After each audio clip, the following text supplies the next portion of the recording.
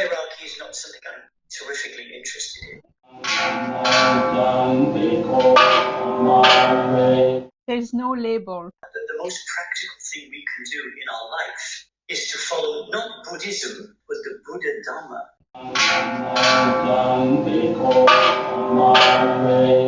Honoring or reflecting upon and bringing into a practical reality the idea that we are responsible for the world that we experience, because that world begins and ends with the mind. So our attention is not to go out into the world, but to go inside ourselves to see the nature of this mind that arises and passes away in every moment.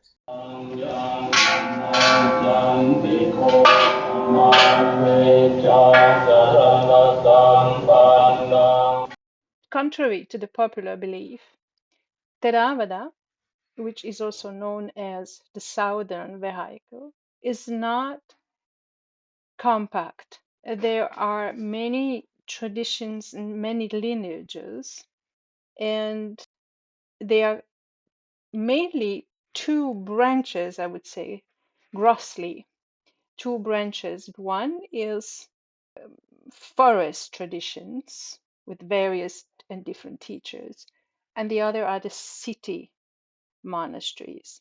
The way it was evolved in the history of Theravada is that monasteries which were established in the forest tended to be focused on Dhamma studies. It was more suitable for Dhamma studies. It's more quiet, it's in the forest, it's completely immersed in nature, and more conducive to the Vipassana practice. And the city monasteries, those that are established in larger urban centers, tend to be more dedicated to maintaining the connections with the lay Sangha. And they tended to be more on, between brackets, more devotional practice. Now, this is a very rough distinction, but mainly that's how it evolved, and it stayed like that. So the Vipassana schools, the Vipassana practices tend to be more immersed in the forest rather than in the city monasteries.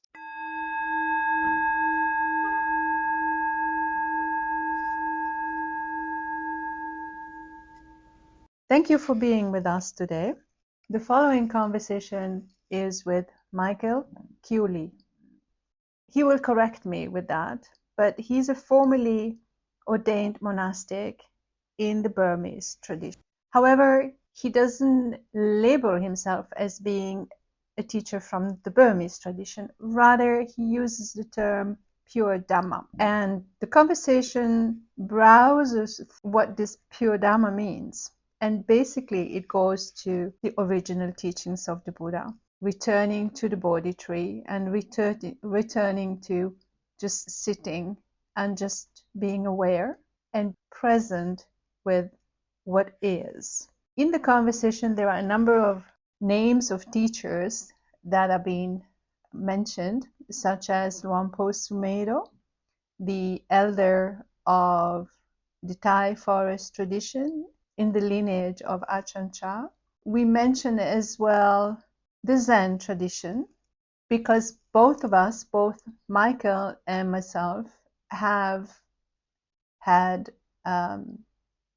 the experience of Zazen, and it was quite an interesting conversation to draw the similarities, the practice of sitting in Zazen, the simplicity, not labeling teachings of Michael, which he called Pure Dhamma.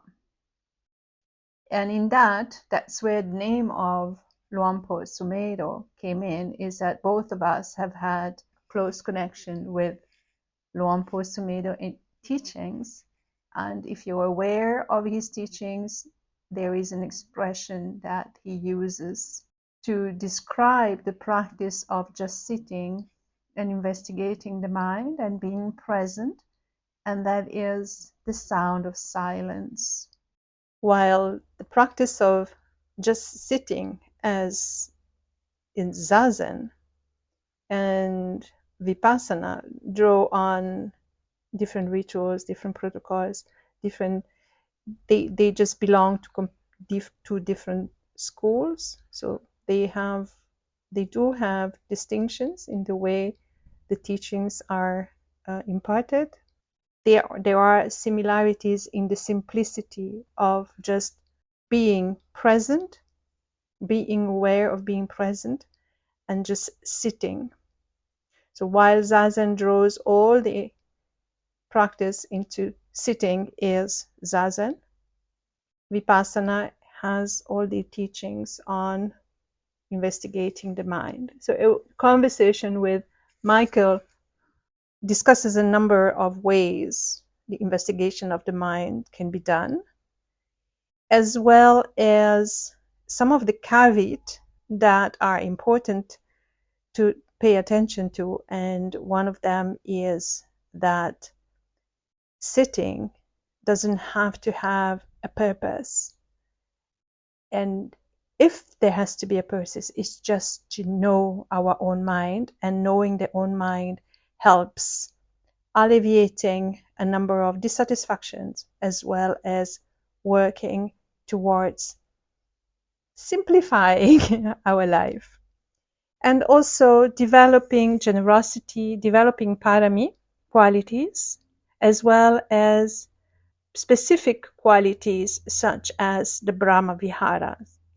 So some of the parami include generosity, patience, and the Brahma Viharas are loving kindness, metta, sympathetic joy, mudita, compassion, karuna, and equanimity, upekkha. Let's listen to Michael, and I hope you enjoy this conversation.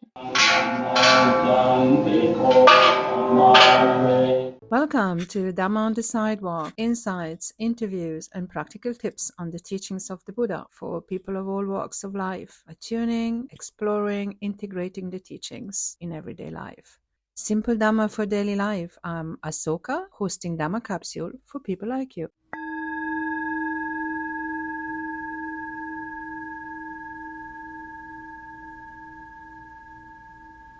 Michael, thank you so much for joining me today. You ordained Yes. in the Burmese tradition.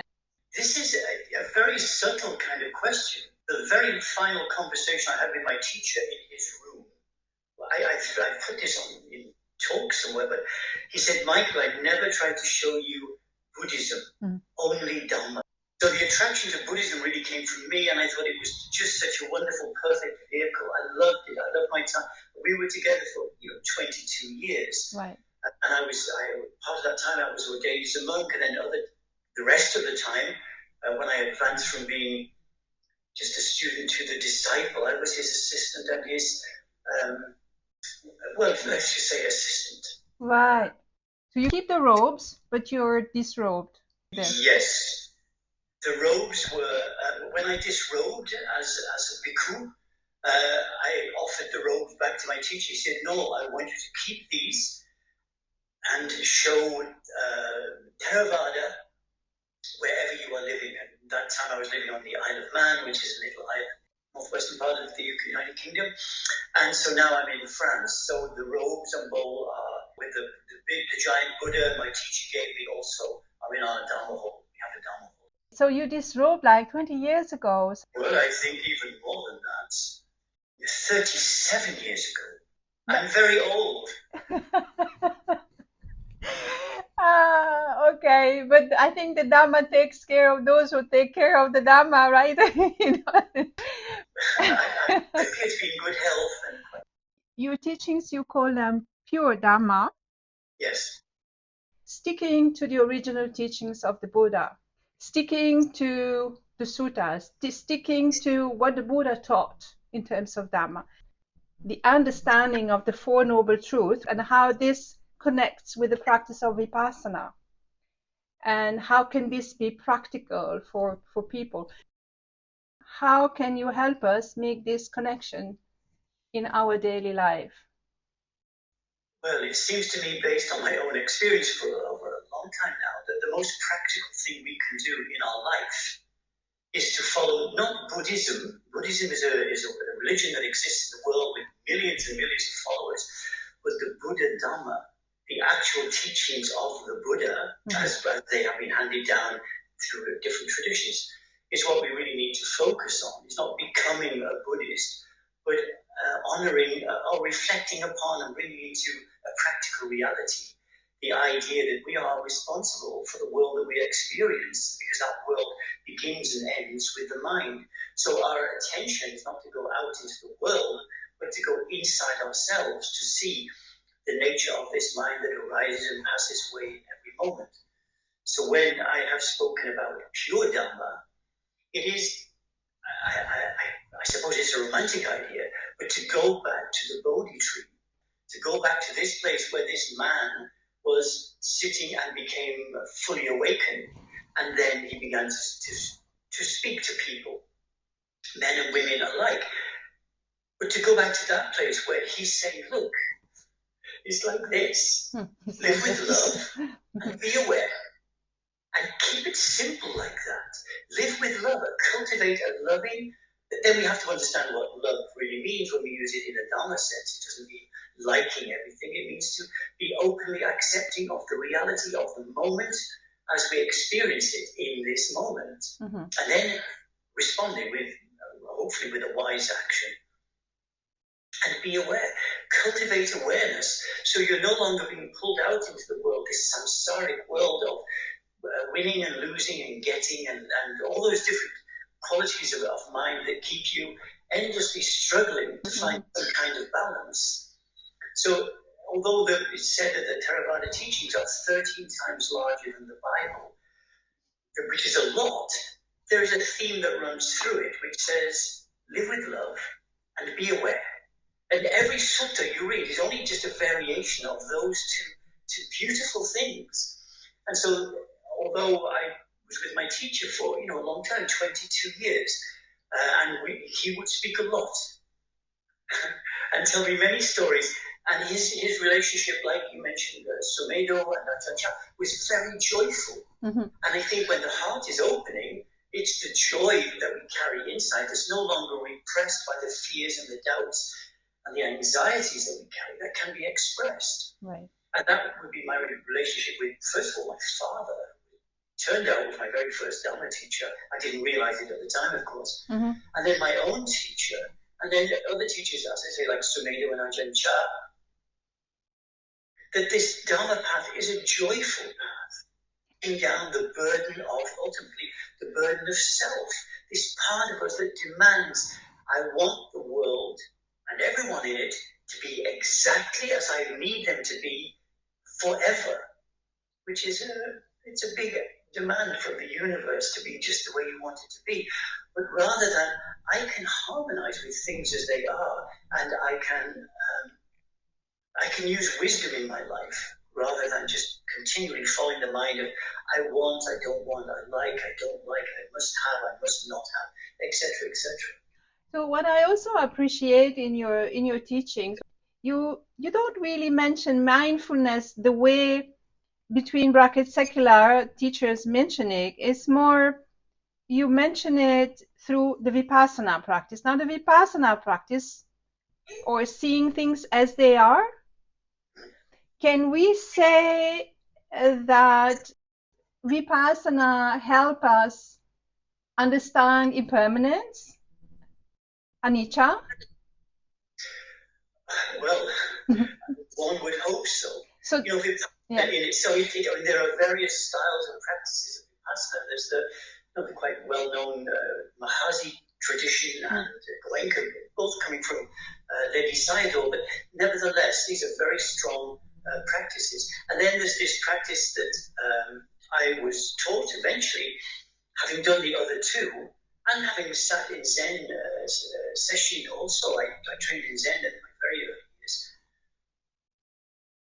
That we have this idea of just sitting without any ambition to get something, even without the ambition to understand something, but we just sit. We use at the beginning. We use the breath as our object of focus.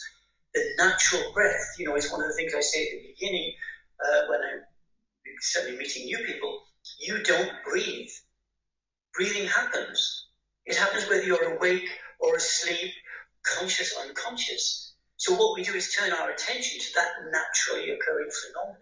We don't have to do anything about it. We don't have to breathe in a certain way. We just use that as our focus point. At the beginning, when we're practicing Pañnadipa, is to push everything else away to cultivate a focus of mind. And then when we have some degree of focus, we can let all that effort fall away and be with things as they are. So one of the terms that my teacher would use to describe Vipassana is to see things as they really are. That everything is arising and passing away in a constant stream. There is nothing that stays even for a moment. And when we sit in this non-demanding attitude of what we call meditation, but it's not, of course, our understanding is not refined to a sitting posture or a walking posture.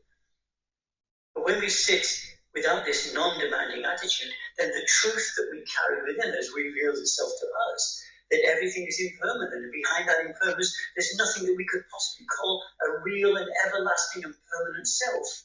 We don't have to delve very deeply into this. We just have to be aware of the nature of this being that we call self. And probably that's the most difficult noble truth to get to. If we can grasp it, anatta, we can grasp it, we can understand it intellectually.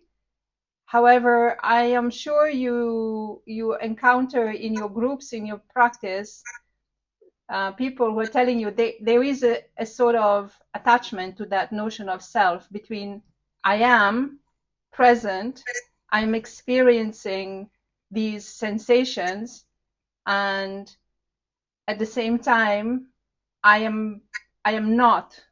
So the Buddha specifically said it's not that there is no self, it that these things don't have a proper inherent experience. So it is not, they don't have an inherent existence, sorry. So that's where the notion of non-self comes from. Do I understand that correctly? Well, it is, there is a truth that self is real. When you go into the world, you take an identity and you take your place on the aeroplane, in the restaurant, this kind of thing.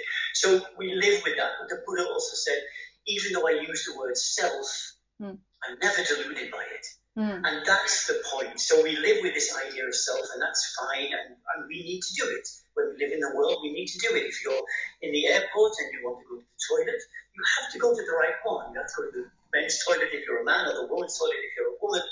And so we're identified with a particular personality. But in reality, when we look for anything that's permanent, we don't find anything. That's the whole point of it. And so it is true to say there is a self, but that self itself arises and passes away in a moment, and then is conditioning the next moment of a self and the next moment of a self. We have to be very careful when we say there is no self. That's not true. Yeah. To say that there is no permanent or abiding self. That's the point we get to.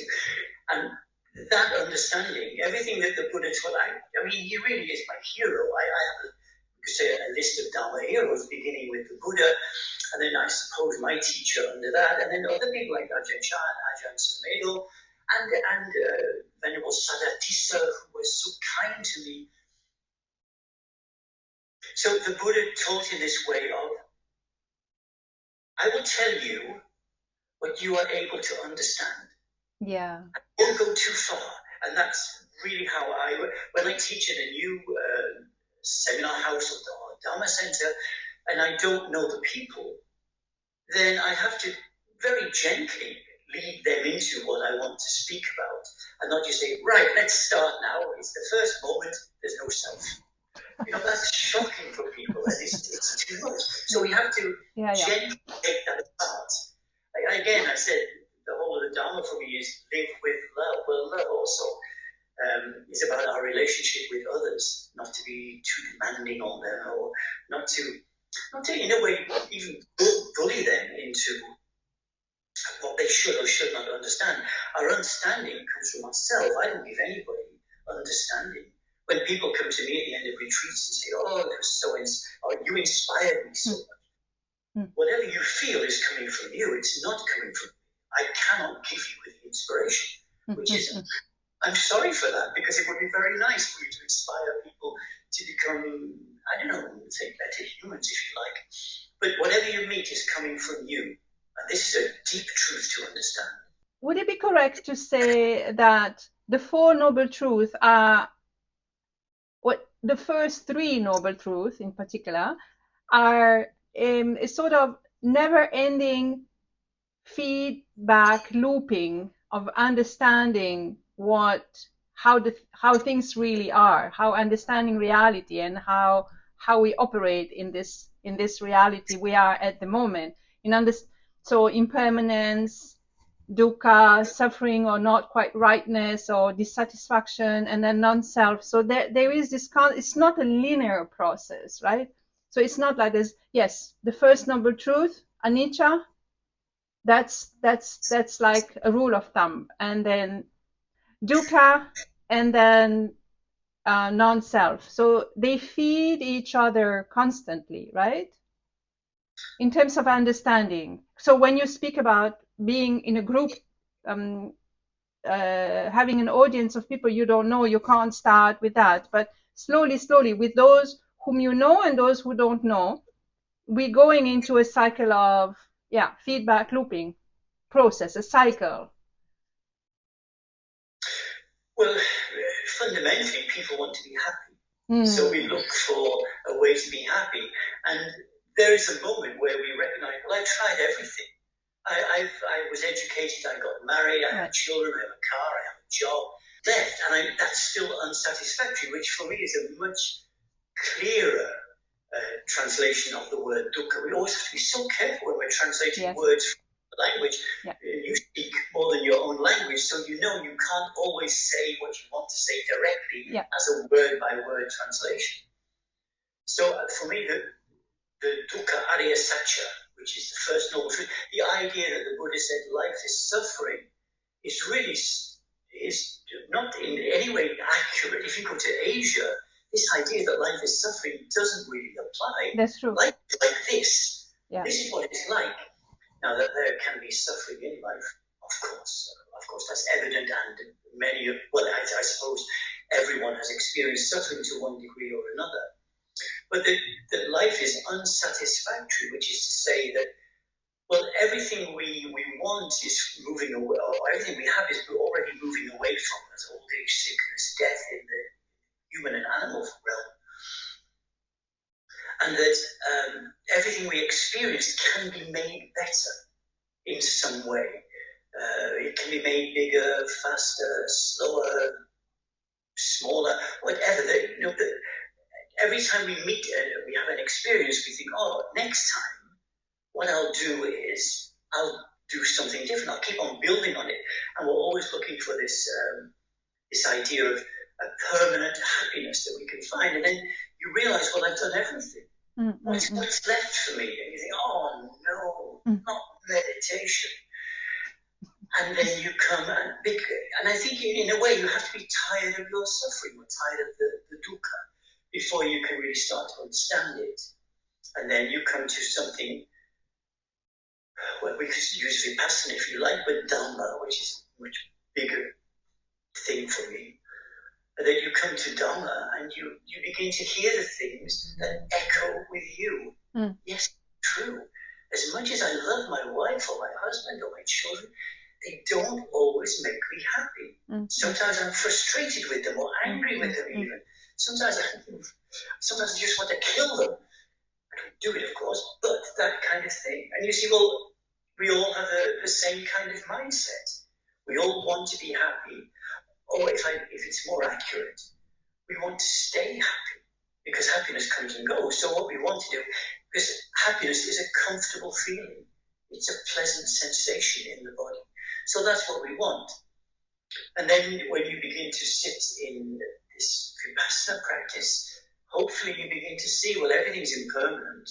There's no permanent identity behind all those things. There isn't anyone who's experiencing sensation. There is the knowing of sensation. All right, that's fine then.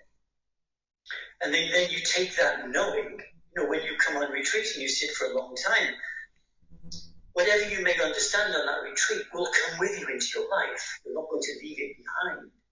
So slowly, slowly, gently, gently, like the lotus flower opening, this is how the wisdom faculty opens for us. And that's, in a way, what I like about it. But there's not an urgency. We can only go as fast as our karma will allow it. So we sit patiently and lovingly, and in moments we say, I understand something. Okay, it's intellectual, but that's the starting point. All our understanding begins as an intellectual appreciation of the Four Noble Truths, for example. The first Noble Truth, dukkha. So when I was a very young man, I began all this when I was 18 years old, so it was a long, long time ago. But I had a book which says, life is suffering. Suffering is caused by desire. Desire can be broken, and here's the way to do it. I was 18 years old. I had long hair. I had a girlfriend that I really liked. I was playing my guitar in folk clubs, and I had a job that I liked. And I thought, what's suffering? This can't be right. The Buddha could not have said this because I'm a normal person and I don't have suffering, or not in the sense of the whole of my life is suffering. And so I began to reflect on this, and then, some years later, I did some Zen practice, which I liked very much. And then some years later, and I sat alone for 7 years, just sitting every day in my little apartment. And then I met my teacher, and he said, just gently, you don't have to figure this out. Life isn't suffering, it's this. It's this moment. That's what life is. It's this moment. And so then you begin to say, well, what's the generating force of my experience of this moment, pleasant, unpleasant, or neutral? Say, it's the mind. It's the mind with its endless desires and aversions. Right. Then the third Noble Truth said, well, if you change the conditions, then you change the experience. Yeah. So that's where we have to go. It's not trying to alter the world so everything fits you, but to change the mind so you can be in harmony with things as they are. How to do that? We have the Magga, the Eightfold Path, of which mindfulness, which is the internal observation, awareness is the world outside, so we don't bump into each other and step into traffic, but mindfulness is of the internal world. Right. But mindfulness is one of 8 steps. It's not the only one. And so when we are, teaching, it's not saying, mindfulness, mindfulness, mindfulness. Well, the first one is right understanding. We have to give some attention to that, to understand what the Four Noble Truths really are. It's not some far-off thing that was applicable 2,600 years ago. It's something relevant to our life right now in this moment. And then to understand karma. Karma is the way it's presented in media, in the current social cycle, is nonsense. Yep. It has nothing to do with karma. Karma is such a deep and profound subject, and it needs to be investigated because your life is the result of the karmic influences and conditions. Absolutely. Yeah, and also the intention, right? The intention to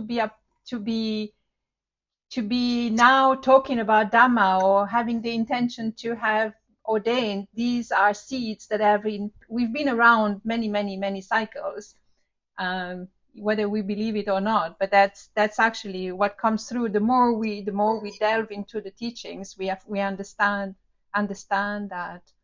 So after right understanding and right view and right concentration and right effort, I'd like you to one aspect that maybe sometimes may put things into perspective in terms of the mindfulness practice, but as well as the actual understanding of the Dhamma. Right effort. Things have to start.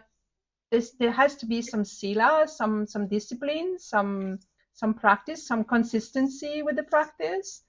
And right effort also helps perceiving the wholesome from the unwholesome and start sowing new seeds. And can you speak a bit about right effort? Well, actually, you've defined it quite well. So when I speak about right effort, samavayama, then the first effort is to decide, well, what is it that I want? And am I prepared to work for it? Or let's say to put the effort into it. So the right effort is to get out of bed in the morning and get to your cushion to do your practice. It's the effort to ignore the Mara voice in your head, which says, oh, you don't need to do it today. You should be consistent. You already used that word. We need to be consistent with our practice. So that's the first. And then the final part of that right effort, that worldly right effort, is when you take your place on your cushion to give up any desire or ambition to get something, to see something, to have green lights and Beethoven's Ninth Symphony playing in your head and angels coming down and telling you, you're the greatest meditator. But to let go of any of all of those fanciful ideas and just to sit. And here's the difficult part: to sit with yourself. You're not some. This is something we have to be careful about when people come to meditation retreats. The idea that they're going to come and meet a whole new person. You're going to come and sit with you. You're going to see the things that you don't like about you, right. The things that you spend a lot of time trying to move away from. So, but that's all fine, of course, because it's part of the purification, the Visuddhimagga. It's part of that purification process. So that's the sort of worldly right effort, the things you spoke about, and in the world, sila. I find myself now speaking more and more about morality. It is the foundation that we should live a life that brings no harm to ourselves and to others, and at the same time we should serve the world as best we can. Again, without intention, without looking for something back. If you want something back, even if it's a thank you or an acknowledgement, we can't say it's pure. But when we understand dana, that dana isn't just giving money, it's giving up the most beautiful part of yourself. Sometimes it is money, sometimes it's meals that people bring. But that it is about a service. But the right effort in the meditation, I think you said it quite well, that it is to recognize this thought that I'm experiencing, what quality does it have? And if I empower it, does it take me to a good place or a bad place? So it is to recognize the quality of a thought or any kind of mental movement. And if it has wholesome quality, then we can empower it. If it has an unwholesome quality, we should let it go, which is just to give it the space to fall away by itself. So it is about discernment, not only in the meditation. I mean, meditation is the foundation of what we do. It's the starting point. But we live in the world. You don't spend all day sitting in meditation, unless you're on retreat, of course. But in your life, you have to meet people, you speak, you meet people you like, you meet people you don't like, you meet conditions you like, you meet conditions you don't like. So how do we deal with those things? That's that's bringing the Dhamma into everyday life. When I say it's the most practical thing we can do, it's not to become a Buddhist, but to bring Dhamma into our life. This non-judgmental and loving, caring attitude as a living thing, not just something we do on retreat or at the monastery, but something that we bring into every aspect of our life. So I'd like you to elaborate a bit on this. There is a question that has been, I really had at the core of my heart to be able to ask one day to someone, and I think it comes up to you. There is in Theravada often how can I put it, the summary of the practice in a way is sila, samadhi, panya, which is morality and peacefulness and wisdom, leading to having an attitude of a compassionate heart. In Mahayana and Vajrayana teachings, it seems that it is compassion that leads to wisdom, rather than wisdom leading to compassion. Would you be able to elaborate on that? Whatever I say now It's only my personal feeling. Right, of course, yes. I don't want to criticize Vajrayana or without the dissolution of self, there can be no real compassion. We can help and serve the world, but there's always an idea behind it. Whereas when there is no self involved, there is just a manifestation of love or compassion in this case. So from the Theravada tradition, the first thing is become wise. Then you will know what is true compassion and what is you acting or taking a position for something.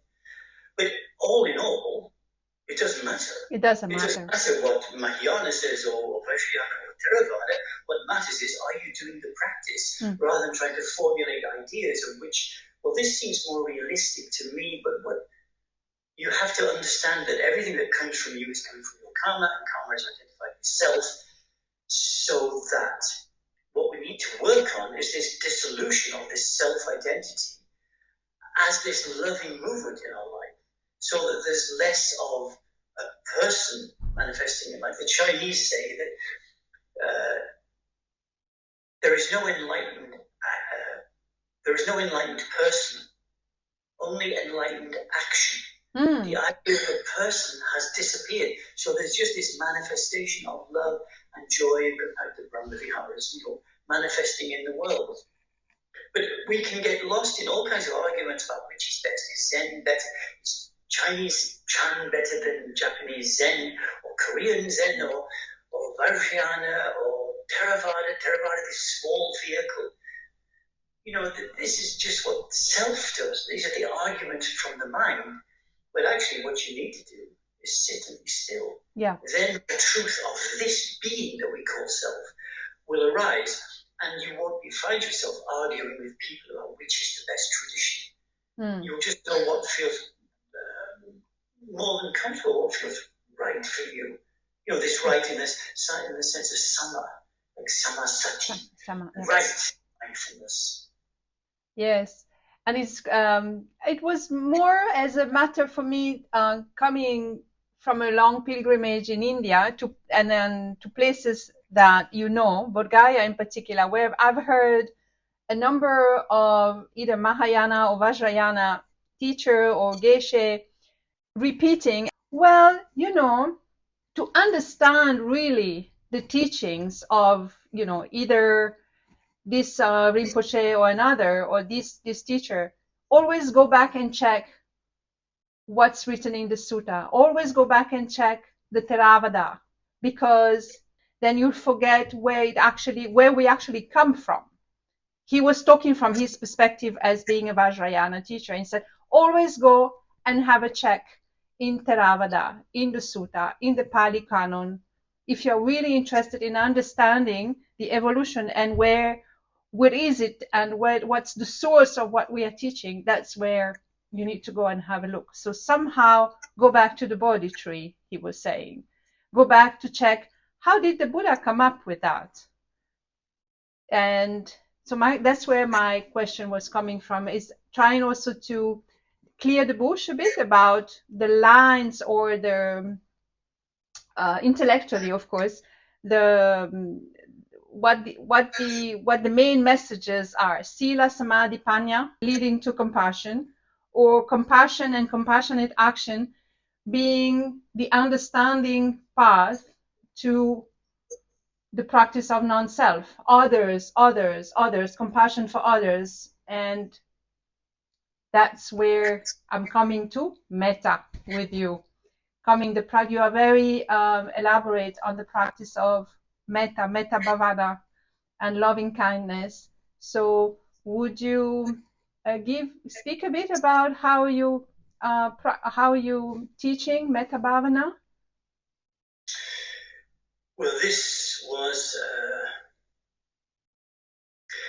a door opening into my Dhamma life, if you like. I told you that I trained in Zen, which I really loved it, and I loved the koans and the Zen tradition, because, as you say, it was much more popular than. In fact, I don't know of any Theravada when I first began. And then then I sat alone for 7 years, and that was fine. And then I finally, just through this casual way, I met my teacher. And I went to sit a retreat with him, and there were about 4 of us on this retreat. It was very, very small. It was in England.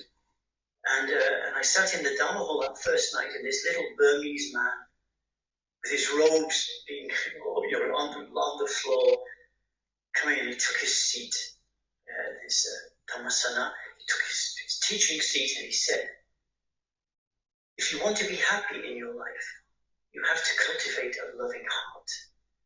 And he said that, and with those words, my whole life changed, because that was the part that had been missing.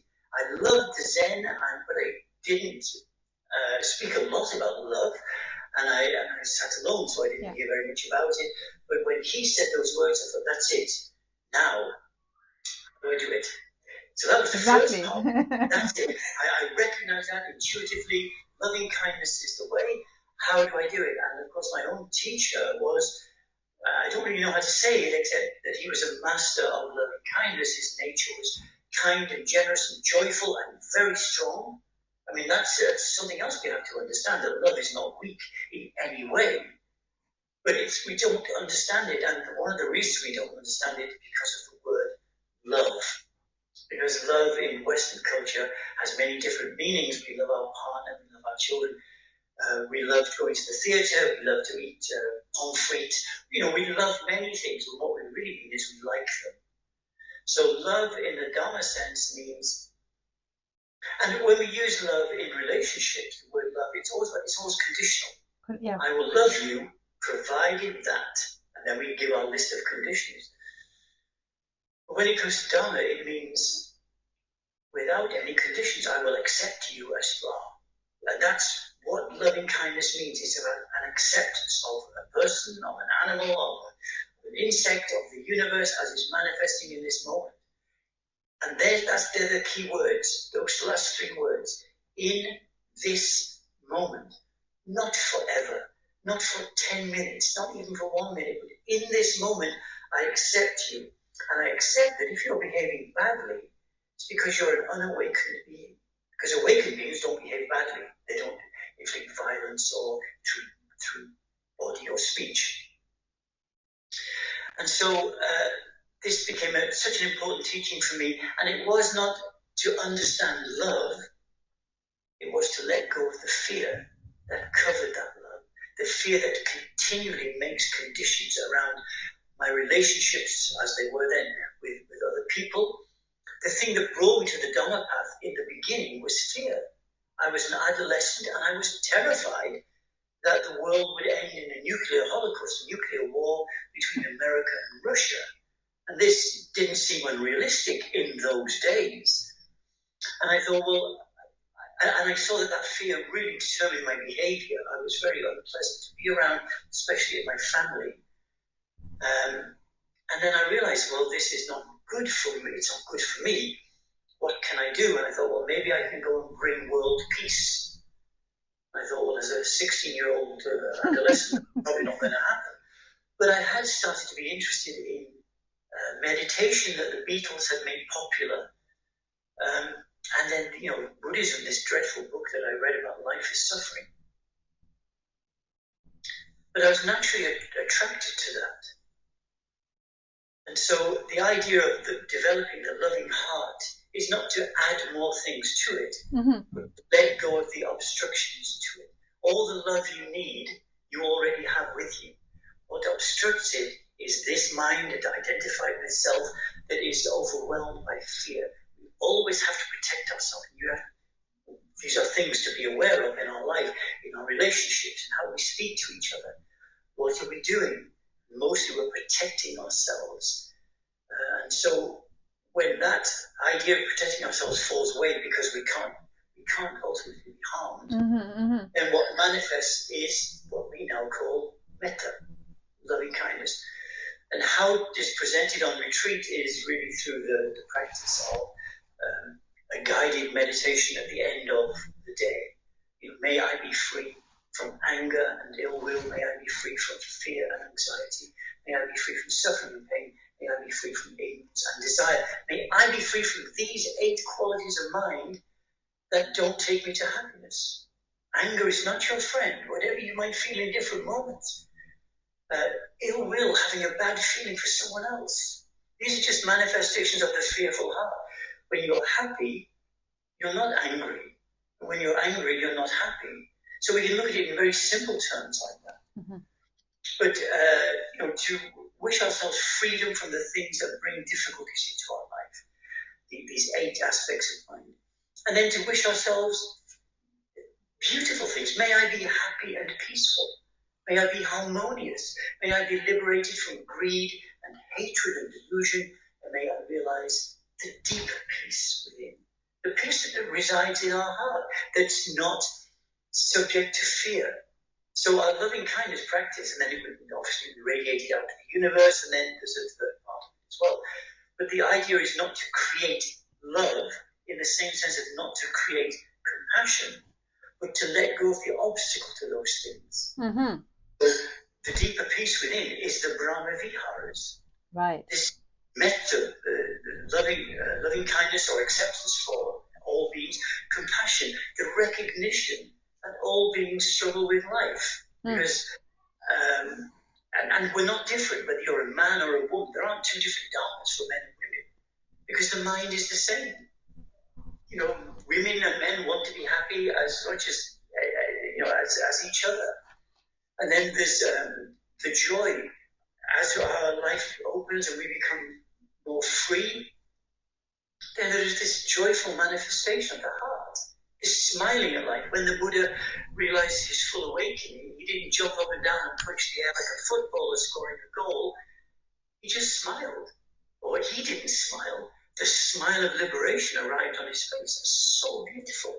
And then the equanimity, the upekkha, that we can live in life in a balanced way, that we see everything's arising and passing away, and how we understand it is always from a very small and personal point of view. So, we make, life is not about us.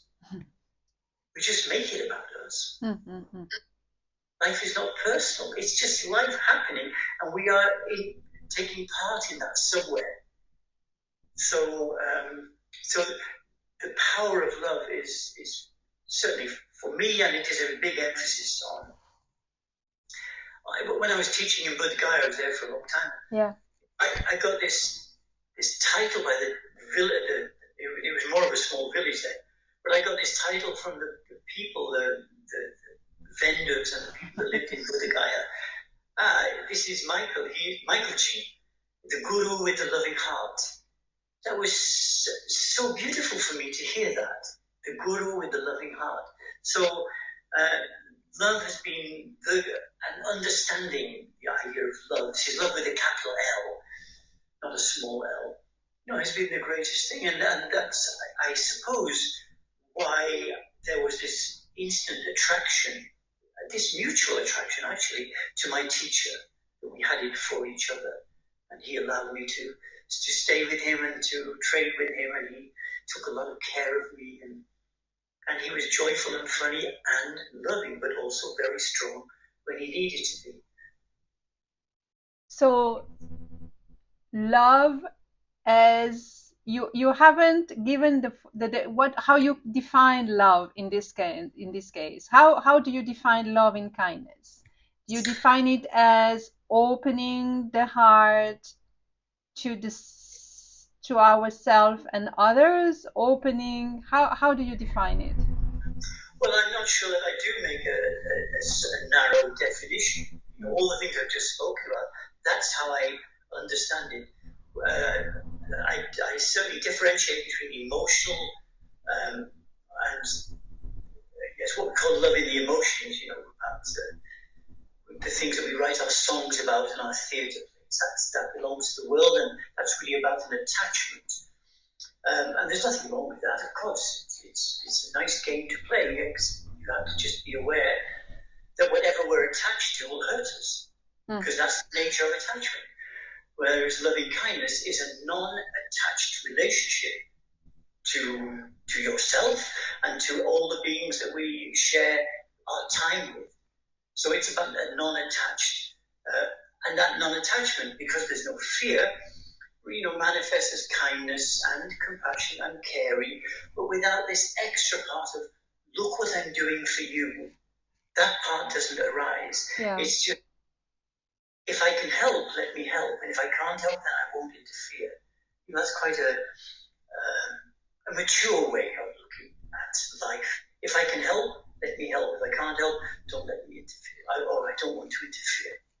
So what is, according to, from your experience and your exposure to various audiences and people and groups, what is the most significant fear that people in general experience? Is it connected really to attachment and security to the self, or how do they come to you and say, I understood, or I understand my fear of, in terms of developing metta and all the practices that you teach? How do they come? How do you understand it? What kind of fear people have? Attachment is one of them. Security, fear of death. What is it? Well, I don't think there is a standard fear that people come to me, and they don't really speak in that way to me. They really, if they, of course, on retreats we have private interviews, but that's principally about the meditation. And then they can ask any questions they want. But if they say, something along the lines of, well, I have fear about, and then a particular thing, then we can look at that. But fear itself is something vague. It's not a real thing. Fear, if we understand it properly, certainly if we go to the depths of Vipassana, we can say, well, fear is just a sensation in the body. Right. And if once you, the meditator, gets out of the way, then what you're left with is a sensation. It's pleasant, unpleasant, or neutral. So that sensation then can trigger a story. And it's the story that perpetuates it. So the sensation determines the quality of the story, and then the story determines again the quality of the sensation. So it's like two great mirrors reflecting backwards and forth into each other. But if we just are able to sit with the sensation, it's just sensation. You may or may not like it. It may or may not be pleasant, is what I really mean to say. But it is what it is. And if you sit with that, then again, it's this moment that we study Magga, about the purification, to let go and let go and let go until there's nothing left to let go of. We have to be so careful with the concepts that we carry around with us, that fear is this terrible thing, but love is this lovely thing. They're just experiences we have in the body. If you want to know the mind, you have to go to the body. This is how we understand it. There are various different traditions of Vipassana, but all of them go to sensation. All of them. And in this style of bare attention. And then we just sit and allow the, first of all, the concentration, the anapanasati, or samadhi, to become more focused. And then we open that into what we call now Vipassana, to allow everything to arise and pass away peacefully. And then as the awareness becomes stronger, or the mindfulness technically, then we begin to see that every movement of mind stimulates or conditions a sensation in the body. Every single one. Now, mostly we're not aware of it, of course not, but now we begin to experience it. And that if we don't interfere with these sensations as they are arising and passing away, we don't sit in judgment on them, then in their own time, when they are exhausted, the sensation itself falls away and another one takes its place, of course. And so what we meet is this liberation, where the mind is not always looking for a story. Oh, this sensation of heat, it must be because I'm a bad person, or I have lots of angles. No, it doesn't mean anything. Comes back to the self again. It must be because always. Yes, it's unavoidable. Whatever you're experiencing, whatever is just an experience, is the self part. It's deciding, I like this, I don't like it, I want it, I don't want it. If we just sit, if you see the statues of the Buddha, when he did his meditation statues, you're just looking at a person in perfect peace. Now that's not something that only he can do. That's what he said. I did it, so you can do it. My life was, the life we experience now in the 21st century is almost identical to the life of the Prince Siddhartha. He could have anything he wanted when he wanted it. Well, that's just like us. But when he gave that up and he became this wandering ascetic, at the end of that time, having almost died, he said, I did it, and you don't have to. It doesn't bring you anything. What brings you to understanding is peace. So that's why we have this practice of sitting peacefully. Then we have the walking meditation, just pacing backwards and forwards, and then the sitting again. And then when eating, this is on retreat, of course, eating slowly and mindfully, savoring each mouthful, that we slow everything down, that it's silent. The only person that speaks actually is me or my assistants, my assistant teachers, and except for the private interview. In the private interview, people will come to me and we sit down together, and very often they just begin to cry. This release of emotion, thank you, I begin to see. You don't have to thank me, I'm not doing anything, but I begin to see that the way my life is because of the thoughts and the moods and the feelings and emotion that I'm empowering. All right, I recognize I'm still caught in that loop. I see that. But I see the third noble truth. I see the way out. If I can stop doing that, if I can let go a little, to quote Ajahn Chah, there's a little peace, and if I let go a lot, there's a lot of peace, and if I let go completely, complete peace. How simple is that? It's not easy. It's simple. The letting go process of the conditions that take us into difficulties in our life. It's not easy, but it's simple. I think that summarizes it quite well. Nothing of all this that we have been talking about is actually easy, but it can be done in a very simple way. And I guess it has to start with some acceptance that this is probably something I could try, or because there are a number, and with mindfulness becoming, or it's not just becoming, it has become already a trend, a fashion, whatever, and people going, okay, I think I need a 10 days meditation retreat and Vipassana retreat, and I'm going and I understand, and then that's it. But it takes more than that. So there's a layer of there's a layer, sort of a shield probably, that needs to crack at some point to say, yeah, okay, I'm not perfect.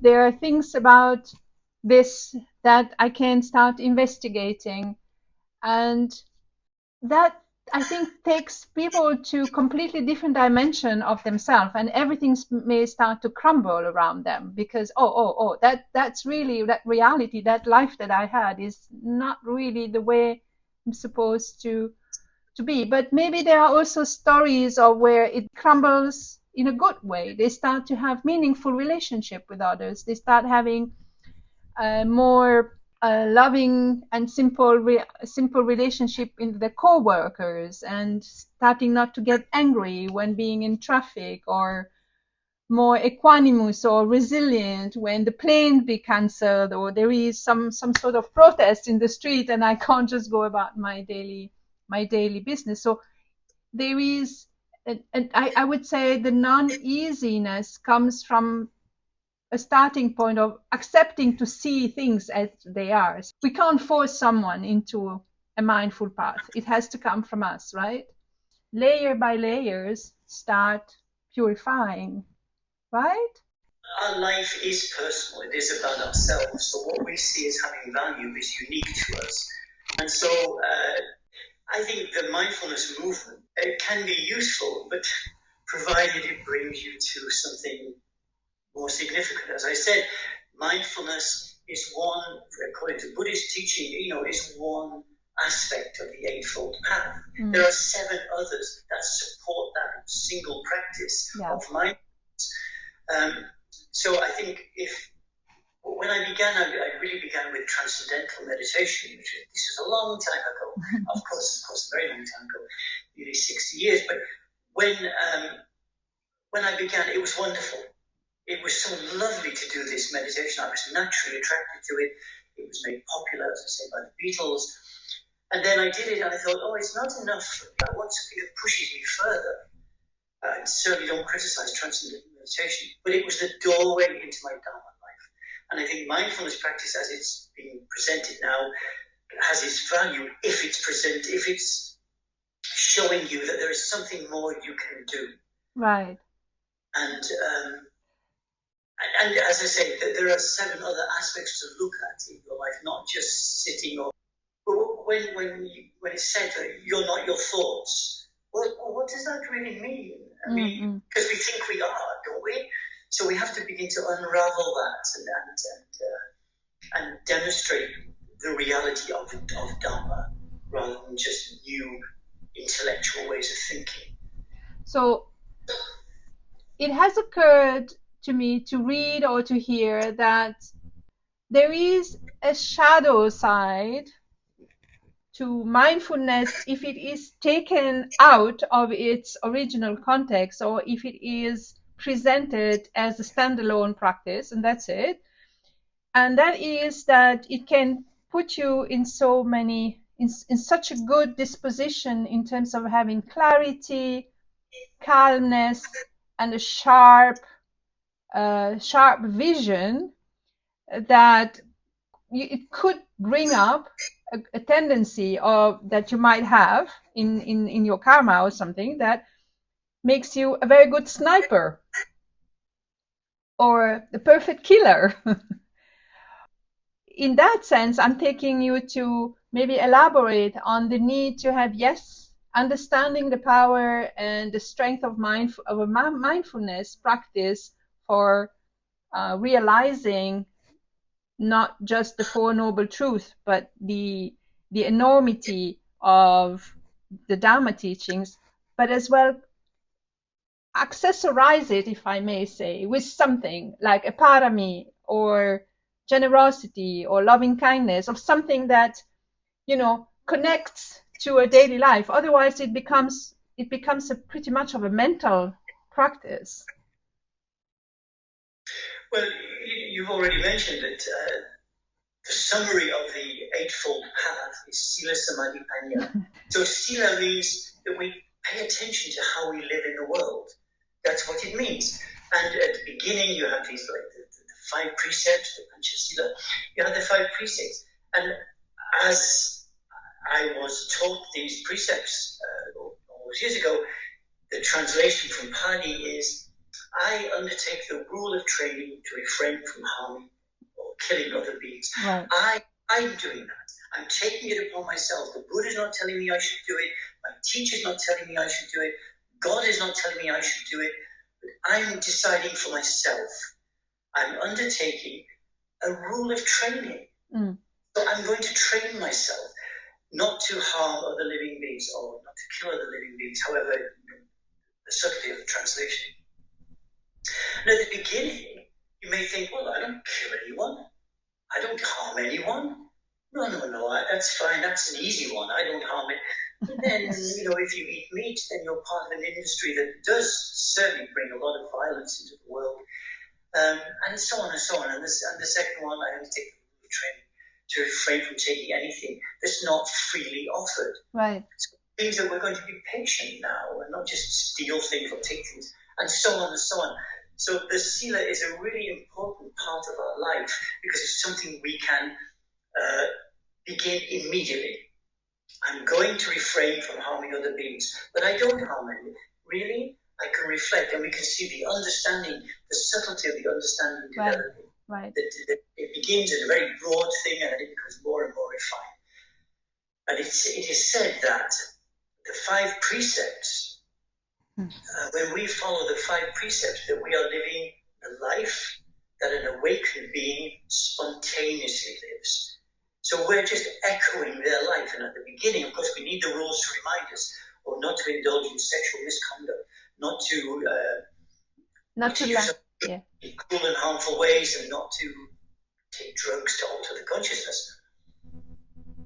So at the beginning, it's just a way of training. But out of that comes what we're going to meet in the meditation. So when we do our mindfulness practice, Vipassana, then what you're meeting is you. I already said this, but what you're meeting is you. It's not a special you. It's not a meditation you. It's not a Buddhist you. It's you. So the mind that we meet in the meditation is our ordinary, everyday mind. Now, if we're refining that mind so that our ordinary life is kinder, quieter, more polite, more controlled, then that's what we're going to meet. That's going to create the space for our karmic dispositions, our ula karma, to arise and to become known to us. We can see our habits. One of the features that happens in the meditation often is that internal acknowledgement of, I always do that. Yeah. In kind of situation, I always do that. So then once it's seen, that's when we can begin to change it. So mindfulness is not something, that we use. It's a way of, well, if we say to become a better sniper, then it's not the mindfulness doing that. It's, that's about focus and attention. Mindfulness is to see the reality of this being that we call self. That every aspect, from the physical to the mental, is impermanent. It's a rising and passing away. There is a flow of energy. And that when we can live peacefully with this, which is any time, then we are in harmony with the universe itself. Right. So we're not struggling, we're not finding enemies. The idea of taking a life, for example, even if you're skilled, even if you're the greatest samurai in Japan, you're still taking a life. That's a part. The lady from, I think it was Sri Lanka, wrote to me and said, "Oh yes, but when the monks eat meat, the animal is almost like a Christian thing, is raised up." And I don't usually respond. This was from social media. I don't usually respond, but I said that whether that's true or not, you're still left with a dead animal lying at your feet. And whether, no one was ever born, and no one ever dies, that life and death are just illusions, it's fine. But right now, in this moment, there is an animal that loves its life as much as you love yours. There's an insect or a fish or a bird that loves its life as much as you love yours. Even if you may think, well, life and death is just an illusion. Not my life and death, somebody else's life and death. So, mindfulness is this tool that we use to bring us into reality, into the truth of this being that we call self, and how this being that we call self manifests in the samsaric world. Luangpo Sumedho, Ajahn Sumedho said once, just imagine 5 precepts. The first one being Pañnadipa, not taking the life of any living creature. Just think about, just for a moment, if in the world, anyone, just one precept, anyone would follow that, just one. We're talking about 5, but just think about what would happen if everyone would follow one, or if more people would follow one. Just now, step to the second one and see how that would transform the world we live in. And I don't know if it has occurred to you from peers or from people around you, but to be that the life of between brackets renunciation. So a life that voluntarily comes into its own most simplistic form of living as things come, without having or without dwelling into many cravings and desires, and living simply and understanding and studying the Dhamma, practice it every day, a bit of meditation, loving kindness, and all that we've spoken about, and following just 5 precepts. It's a life of renunciation that can be perceived as being difficult or a life of restrictions, when actually it isn't. It just simplifies, right? Just think about it. 1 precept, not killing. It removes a worry from your mind. Second, not indulging and not taking what is not given. It removes the worry from your mind, and etc., etc., unfolding, unfolding. So basically, it's a life that becomes so simple that it's basically the path of liberation. It's just freedom. It's not a freedom of I can do whatever I want, but it's a freedom. Oh wow, it's so simple to live like this eventually. So renunciation being a path of simplicity. Yes. Yes, renunciation. Usually, when people think about renunciation, they're thinking about monks and nuns because they are Yes. renunciating. Yes. But actually, what we're renouncing really is our attachment to the world. Mm-hmm. That's it. So we make our life. Well, we just simplify our life. The more simple your life is, the more peace you have, of course. And so this is obviously a worthy path to follow. And in the end, as I said right at the beginning, this whole of Dhamma for me can be expressed very simply. Live with love and be aware. And then you will be happy. And then you will share that happiness with all beings. Happiness isn't something we keep to ourselves, it's what we share. So then you become, this benefit to the world just because you're a happy person, that when you meet people in the street, you smile and say hello, rather than, grumble and complain. And yes, I really I believe that my life is completely blessed because I met this Dhamma and I met the man who spent all those years with me sharing it. Never shouting at me, but just encouraging me all the time, sit more, sit more. Whenever I would go to his room with a difficulty and I would complain about, my life, because I was still working, of course, and his comment in every situation was, Michael, so now you need loving kindness. And it was, because I was a disciple, I always applied his teaching. Okay, how do I do it? And he would tell me, and I would do it. And of course, he was always right. But all the things we spoke about, right effort, yeah, you're the one that's got to do it. He's already done it. He doesn't need to apply loving kindness to his life because he's already where he needs to be. But if I want to be in that place, then I have to apply love to my life and not just think, well, it's too hard or it's too difficult or it was better for someone else, it was easier for someone else. No, my life is my responsibility. And I can't avoid that. The first sentence in the Dhammapada from the Theravada tradition, from the Sutanta Pitaka, is mind foreruns all conditions. Everything begins with mind.